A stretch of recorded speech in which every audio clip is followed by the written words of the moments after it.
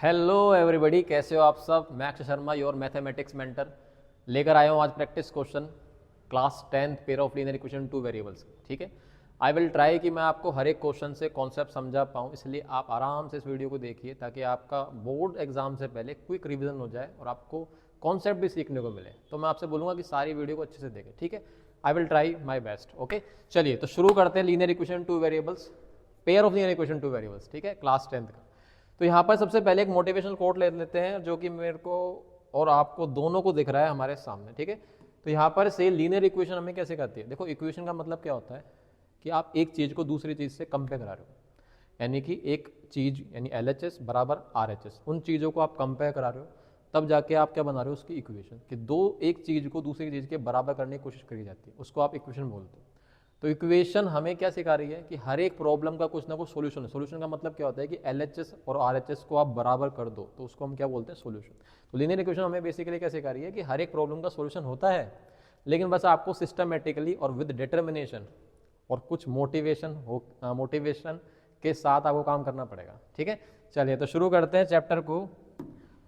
उससे पहले कुछ ओवरव्यू ले लेते हैं, जो कि आप मुझे पता है भूल ही गए होगे, मैं ऐसा मान के चल रहा हूँ कि भूल गए होगे। तो कुछ ओवरव्यू ले लेते हैं, pair of linear equation two variable में हमने क्या क्या सीखा है। ओके, सबसे पहले ओवरव्यू लेने के लिए हम लोग को बात करनी है, हमारे पास पूरा चैप्टर मैं आपको बता रहा हूँ इसी के अंदर लिखा पड़ा है, बस उसके बाद कुछ नहीं, क्वेश्चन ही क्वेश्चन आएंगे। तो ओवरव्यू के अंदर आपको दिख रही होंगी दो इक्वेशंस है जो कि pair of linear equation two variable की जर्नल फॉर्म है। एक है अपने पास a1x plus b1y plus c1 equal to 0, और ये कंडीशन क्या बताती है कि a1 square plus b1 square, यानी कि a1 और b1 जो कोफिशिएंट है ना, वो एक साथ दोनों जीरो नहीं हो सकते, क्योंकि अगर दोनों जीरो हो गए हैं तो इक्वेशन आपकी रहेगी नहीं, क्योंकि उसमें से दोनों वेरिएबल गायब हो जाएंगे जीरो होते। ठीक है, बेसिकली इसी का मतलब यही है।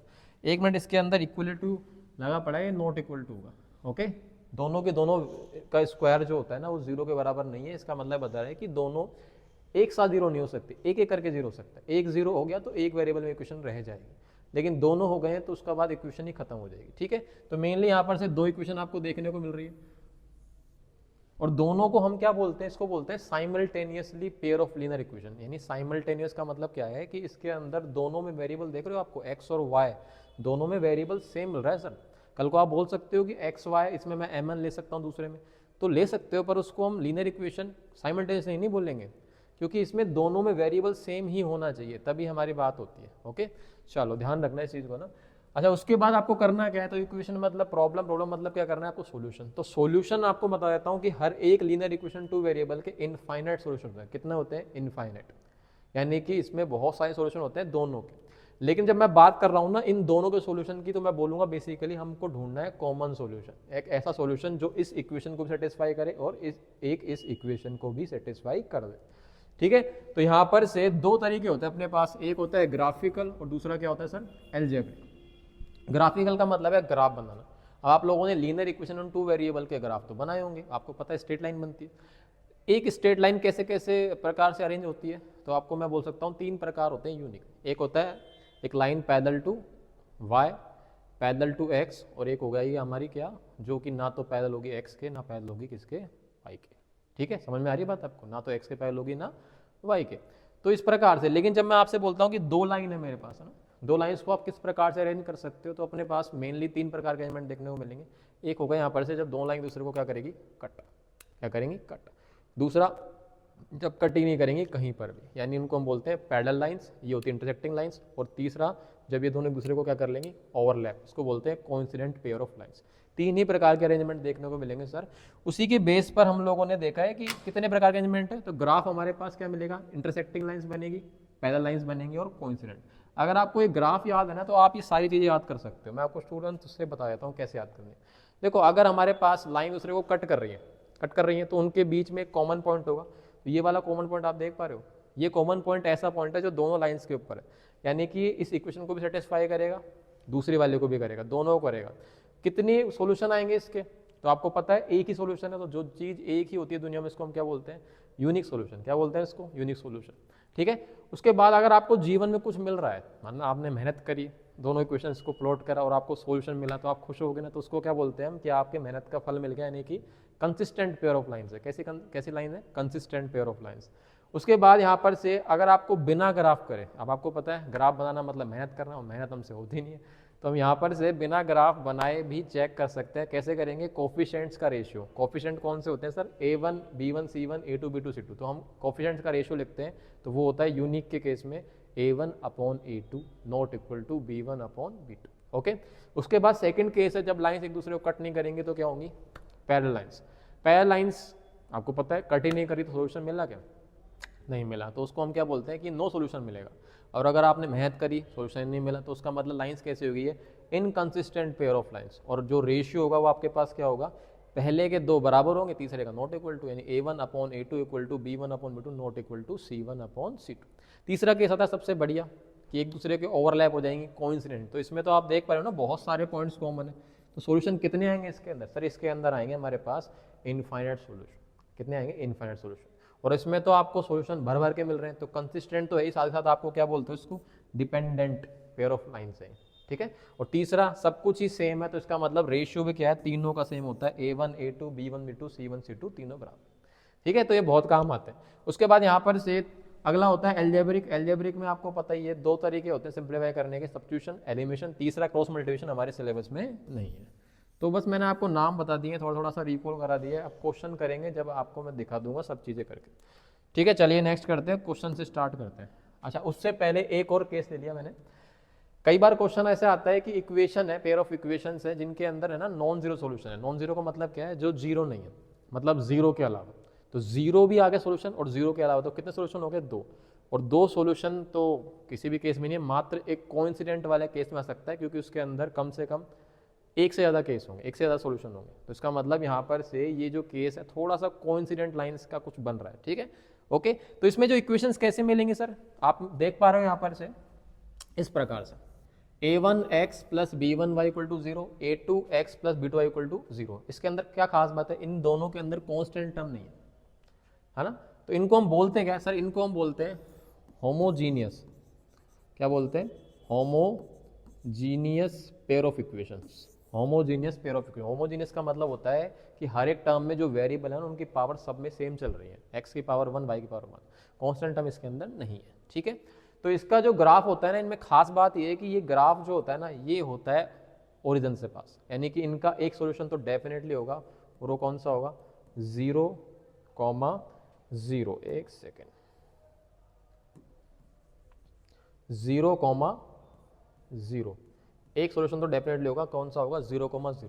तो इसे तो कह रहा है नॉन जीरो बताओ, मतलब जीरो के अलावा बताओ। तो इसके रेशियो जो होंगे ना वो आपको याद रखने हैं कि कोइंसिडेंट से मिलते जुलते हैं। A1 A2 बराबर B1/B2। ठीक है सर, बहुत पहले क्वेश्चन आया हुआ है PYQ में, देख सकते हो, आप मिल जाएगा। चलिए, तो मैंने आपको बता दिया है। तो इनका जो ग्राफ बनेगा ना वो कहीं ना कहीं मतलब कहीं से भी जाएगा, होगा ओरिजिन से ही कहीं ना। ठीक है, ओरिजिन से ही पास होगा इस प्रकार से। चलिए, तो आगे बात कर लेते हैं। अब स्टार्ट करते हैं क्वेश्चन से। क्वेश्चन नंबर पहला मैंने स्किप कर दिया गलती से, तो चलिए क्वेश्चन पहला लेते हैं sir. First question, question number 1 क्या कह रहा है? Given below are a pair of linear equation two variable. यानी आपके पास दो इक्वेशन मिली पड़ी है, 4x प्लस 2y बराबर 18 और अगला है 3x माइनस 6y बराबर 8। अब ये कह रहा है कि which of the following pair of equation have the same number of solution at the given pair. जो हमारे पास लाइंस का पेयर मिला पड़ा है ना, इनका कितना सोल्यूशन है?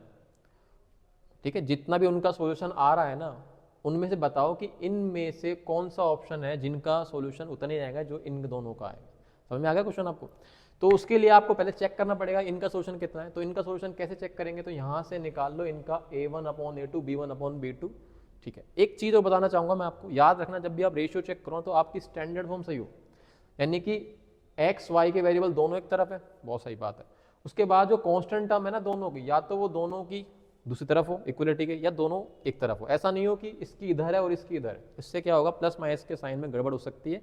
और कई बार क्वेश्चन बना भी रखे हैं ताकि आप जैसे लोगों फंस जाएं, और कई बार फंस जाते हैं बच्चे ना। ठीक है, तो यहाँ पर से इनका रेशियो चेक कर लो। अब आप डायरेक्टली कुछ फास्ट कैलकुलेशन करोगे तो जल्दी से कर लो और लिख जाएगा, कुछ लोगों को मेहनत लगती है तो रेशियो लिख लो आप ना। तो मुझे बताओ इसका रेशियो आएगा 4/3। ओके, क्या आएगा बताओ? A1/A2 वो आएगा सर यहाँ पर से कितना? 4/3। और B1/B2 कितना आएगा? ये आएगा यहाँ पर से 2/-3, तो आपको वैसे ही दिख गया यहाँ पर से 2/-6, सॉरी -6। तो आपको यहाँ पर से दिख रहा है वैसे ही, ये दोनों बराबर है क्या? ये बराबर है ही नहीं। A1/A2 not equal to B1/B2, यानी कि ये कौन सा सॉल्यूशन बन रहा है? इसका बन रहा है सर हमारे पास यूनिक सॉल्यूशन। तो आपको चेक करना है कि इसमें से कौन सा यूनिक सॉल्यूशन है। तो आप आराम से रेशियो चेक कर लो दोनों के दोनों, इसमें ए और बी वेरिएबल चल रहे हैं, याद रखना। तो देखो आप चेक कर सकते हो ना मेरे साथ 3/1, देखो ये पूरी इक्वेशन को मल्टीप्लाई कर दिया, तो इसमें सीधी सी बात है, इसमें से 3 कॉमन लोगे तो यही सॉल्यूशन है, यही इक्वेशन है। इसको 3 से मल्टीप्लाई कर दो, सेम ही बन जाए। तो यानी कि ये तो आपका इनफाइनाइट का रेशियो देगा, A1 A2 B1 B2 C1 C2 बराबर आएंगे। उसके बाद यहाँ पर से आप देख लो, इसमें गुमराह मत होना, देखो उल्टा कर रखा है इसने। तो यहाँ पर से ए का कोफिशिएंट आपको देखना है, तो इसके अंदर जो बनेगा रेशियो बनेगा 1/-1, ठीक है। इधर से क्या बनेगा -1/, इधर से बी का 1 है और दूसरी तरफ है 4/4। तो ये वाला कौन सा केस बन रहा है? ये आपका बन रहा है, देखो ये दोनों तो बराबर हो गए और ये आपका क्या है नॉट इक्वल टू। ये हो गया सर हमारे पास पैरेलल का केस। उसके बाद जो तीसरा आ रहा है उसको देख लो आप यहाँ पर से। तीसरे के अंदर क्या चल रहा है? तीसरे के अंदर चल रहा है 6/3, ओके। उसके बाद -2/b। तो क्या आपको दिख रहा है ये कि b का कोफिशिएंट 1 है? तो ये वाला केस जो आ रहा है आपको दिख रहा है, ये नॉट इक्वल टू। तो इसका आंसर क्या आएगा हमारे पास? इसका आंसर आएगा सर अपने पास सी ऑप्शन, ओके। अगला वाला देख लेते हैं, अगला वाला कौन सा बन रहा है। अगले वाले के अंदर आपको दिख रहा है 7/9/4, तो ये 7 4 से मल्टीप्लाई किया हुआ है, ठीक है। इसका भी देख लेते हैं कितना आ रहा है, 7/28 बराबर में 9/36 और बराबर में 27/76, ठीक है। तो ये कट के देखो कितना आ रहा है, 4 1/4 1/4, और ये वाला अपना 1/4 तो नहीं है, क्योंकि 4 7 जा 20, ये बनेगा 4 20, यानी कि ये वैल्यू जो भी है 1/4 तो नहीं है, इसका मतलब नॉट इक्वल टू आएगा। तो ये कौन सा वाला केस है? ये वाला पैरेलल का, और मुझे चाहिए यूनिक का केस, क्योंकि ये दोनों यूनिक के। तो इसका ऑप्शन क्या आएगा? सी आएगा। चलिए चलते हैं नेक्स्ट क्वेश्चन में। ओके, अगला क्वेश्चन क्या है? अगला क्वेश्चन भी कुछ ऐसा ही है, गिवन बिलो आर 3 इक्वेशंस, उनमें से इनफाइनाइट सॉल्यूशन का पेयर कौन सा है वो आपको देखना है। तो जल्दी से देख लेते हैं, वैसे दिख रहा है आप लोगों को। देखो अगर इनफाइनाइट का केस हो, जैसे मान लो मैं आपको बता देता हूँ, कोई इक्वेशन है x + y - 6 = 0, मुझे एक लाइन फॉर्म करनी है जिसका इसके साथ इनफाइनाइट का केस बने। तो सीधा सीधा सा हर एक टर्म को एक कॉमन वैल्यू से मल्टीप्लाई कर दो। जैसे कि इसको मैंने 3 से मल्टीप्लाई कर दिया, तो 3x प्लस में 3y माइनस में 18 = 0। तो इसका रेशियो हमेशा सेम आता है। तो आप इस तरीके से चेक कर सकते हो कि एक लाइन को हर एक कॉमन नंबर से मल्टीप्लाई करें हर टर्म को, तो समझ जाना। तो यहाँ पर से वैसे ही देख लो, देखो पेयर चेक करना है आपको ना, जैसे फर्स्ट सेकंड का चेक कर लो। तो फर्स्ट सेकंड में आपको दिख रहा है 3/6, ये बन गया 1/2, और ये -2/2, ये बन गया -1। तो ये तो यूनिक का केस बन गया sir, A1 A2 not equal to B1/B2।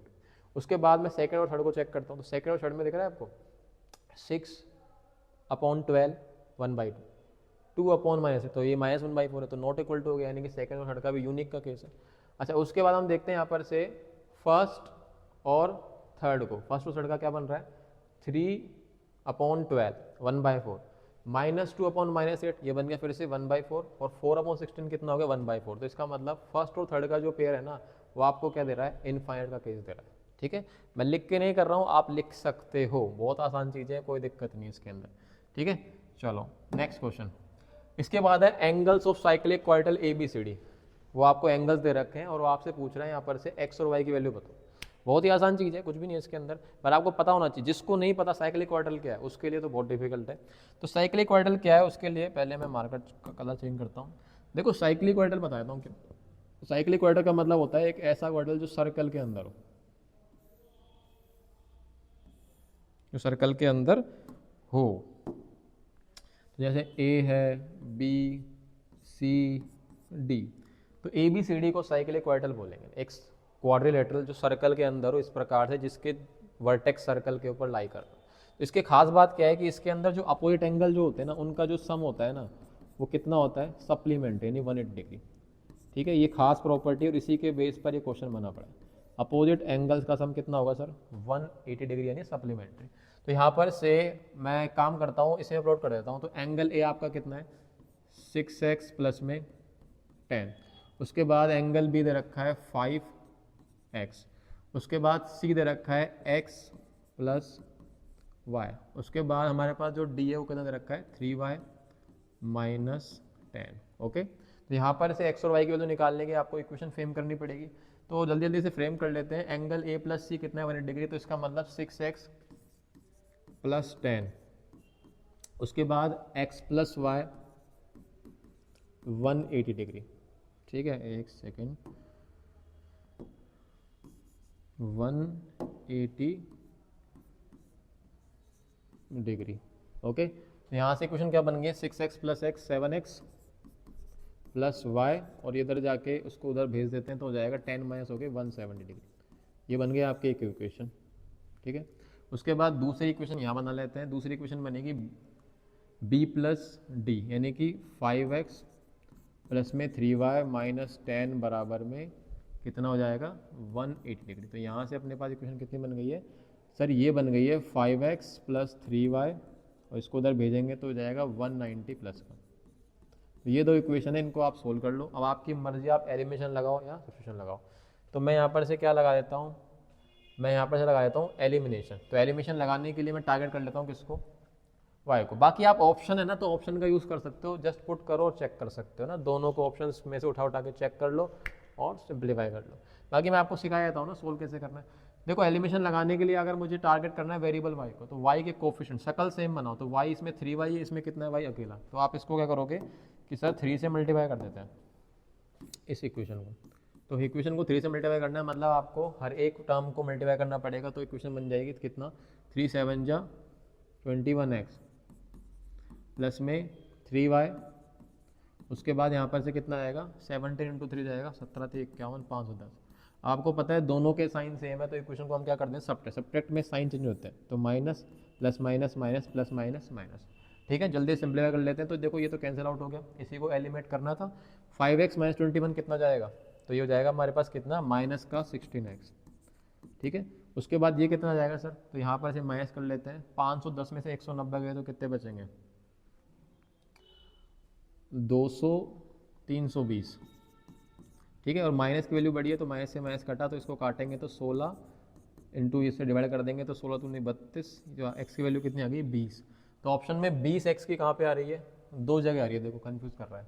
तो अब x की वैल्यू 20 आ गई ना, तो एक काम करते हैं किसी भी इक्वेशन में रख दो आप, इसमें रख दो, इसमें रख दो, किसी में रख लेते हैं। तो इसमें रख लेते हैं, यहाँ पर से 7 इंटू 20 प्लस में y बराबर में 170। ओके सर, यानी कितना हो जाएगा 140, तो y 140 उधर जाके हो जाएगा 170 माइनस 140, ये कितना हो जाएगा y की वैल्यू आ गई कितनी 30 डिग्री। तो इसमें y 30 x 20, मतलब कौन सा ऑप्शन आ रहा है बी वाला। बाकी आपको मैं राय दूंगा कि आप ऑप्शन में इक्वेशन बनाने के बाद पुट कर सकते हो और चेक कर सकते हो।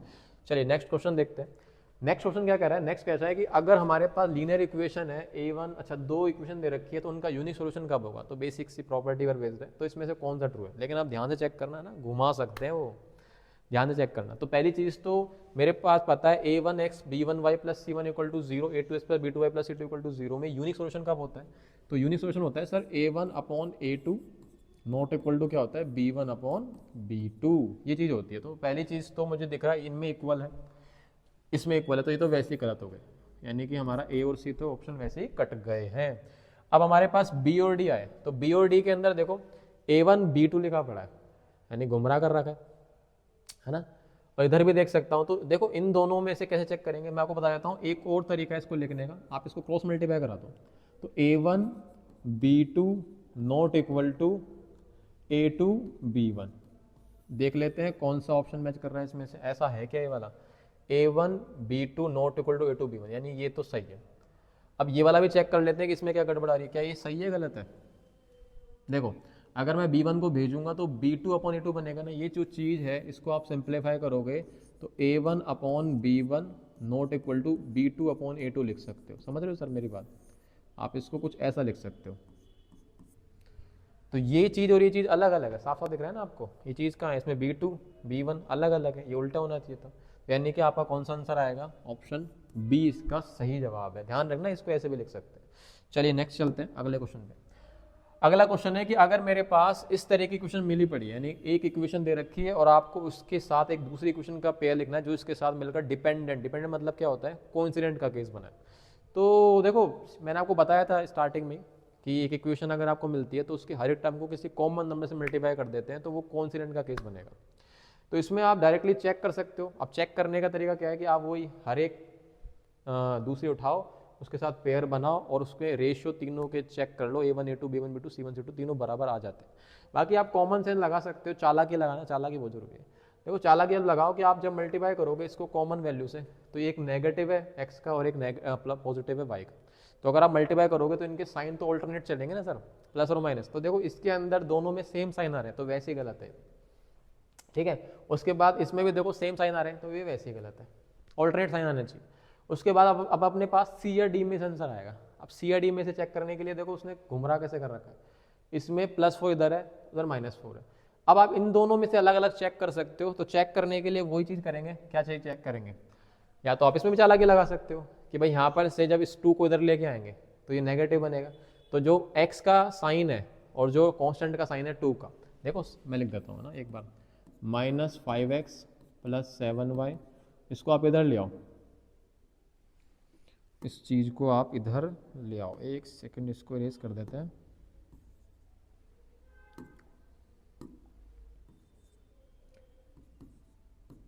ठीक है, ये ऐसा लिखा पड़ा है तो मैंने इसको लिख दिया। अब आप देखो इसमें x और ये 2 का जो साइन है ना वो सेम चल रहा है, तो यहाँ पर से x का और इसका साइन तो अलग अलग आ रहा है, यानी कि आपके पास ये नहीं हो सकता, ये नहीं हो सकता, ठीक है। इसका मतलब इसका आंसर क्या आएगा, डी। और मैं आपको चेक भी करके बताता हूँ ना, रेशियो चेक कर लेते हैं। देखो इसका और इसका दोनों का रेशियो चेक करके बताता हूँ। ये वाली फॉर्म देखो ध्यान रखना, चेक करने के लिए मैंने बताया था ना, दोनों के कांस्टेंट या तो उधर हो या इधर हो, लेकिन मैंने इस इक्वेशन के अंदर इस कांस्टेंट को इधर लिया है और अब इसके साथ अगर मैं चेक करूंगा सर तो ये गलत हो जाएगा, इसलिए हम इन दोनों का चेक कर लो। आप इन दोनों का मैं रेशियो यहाँ पे लिख लेता हूँ, ठीक है, आराम से देखो, -5a1 और यहाँ पर से आएगा +10, उधर से आएगा +7 और यहाँ पर से क्या आएगा -14, और तीसरा आएगा 2 में -4। आप देख लो सबको काटोगे तो कितना आएगा ये सर तीनों के तीनों बराबर आएंगे, कितना -1/2 -1/2 और -1/2, और तीनों बराबर होते ही पता है आपको क्या होगा। चलो नेक्स्ट क्वेश्चन चलते हैं। तो यहाँ पर से 2 लीनियर इक्वेशन दे रखी है वेरिएबल x और y के अंदर, ठीक है, कोई दिक्कत नहीं है, पर इसमें कांस्टेंट टर्म सेम है। तो कह रहा है कि यहाँ पर से which of the following pieces of information, यानी कि कह रहा है कि इनमें से कौन सी इन्फॉर्मेशन है ना इंडिपेंडेंटली सफिशिएंट है, मतलब अकेले में इनमें से कौन सी कंडीशन सफिशिएंट है जिससे मैं बता सकूं कि इन दोनों इक्वेशन का सॉल्यूशन एग्जिस्ट करेगा या नहीं करेगा। नहीं का मतलब नो सॉल्यूशन होगा, और एग्जिस्ट का मतलब यूनिक का भी हो सकता है या कॉन्स्टेंट का भी हो सकता है। तो पहली चीज़ तो आप मुझे बताओ, इनका रेशियो बनाओ आप, क्या बनेगा। देखो A1/A2, ठीक है, दूसरा आएगा B1/B2, और तीसरा क्या आएगा C/C है। सर C/C कितना बनेगा, C/C बनेगा आपका 1/1, ऐसे लिख लेते हैं एक बार ना, C/C आएगा हमारा 1, ठीक है।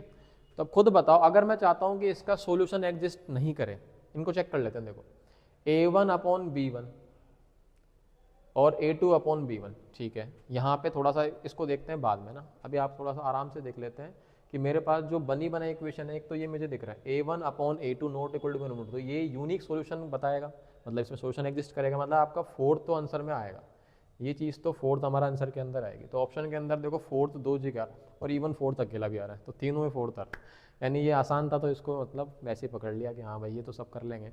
अब दूसरा चेक करना है कि सॉल्यूशन एग्जिस्ट करेगा। तो देखो यहाँ पर से ये वाले जो पेयर है इनफाइनाइट का केस है, और ये वाला जो केस है किसका है, पैरेलल का, ठीक है। तो क्या आपके पास ये गड़बड़ नहीं है, देखो A1/A2 A1/B1, ये तो रेशियो गलत लिखा पड़ा है, A1/A2 और A1/B1, यहाँ तो होना चाहिए A2/B2, तो ये वैसे ही गलत है, तीसरा ऑप्शन तो हटाओ इसमें, यानी तीसरे के अंदर कुछ भी नहीं आएगा। अब बचा हमारे पास फर्स्ट और सेकंड। फर्स्ट और सेकंड के अंदर अगर मैं देखूँ तो A1/A2 B1/B2, ये कौन सा वाला केस बन रहा है, ये अपना बन रहा है वही वाला नॉन जीरो वाला। तो अगर मैं देखूँ कि भाई पहले दोनों बराबर है, ठीक है, बता सकते हैं सॉल्यूशन है, उसके अंदर देखो ये दोनों बराबर तो है, पर दोनों किसके बराबर आने चाहिए, कहीं ना कहीं ये ज़्यादा बढ़िया दे रहा है कि ये बराबर आने चाहिए किसके, 1 के। A1/A2 B1/B2 तीनों बराबर हो जाएंगे तो भी सॉल्यूशन एग्जिस्ट करेगा, करेगा नहीं करेगा।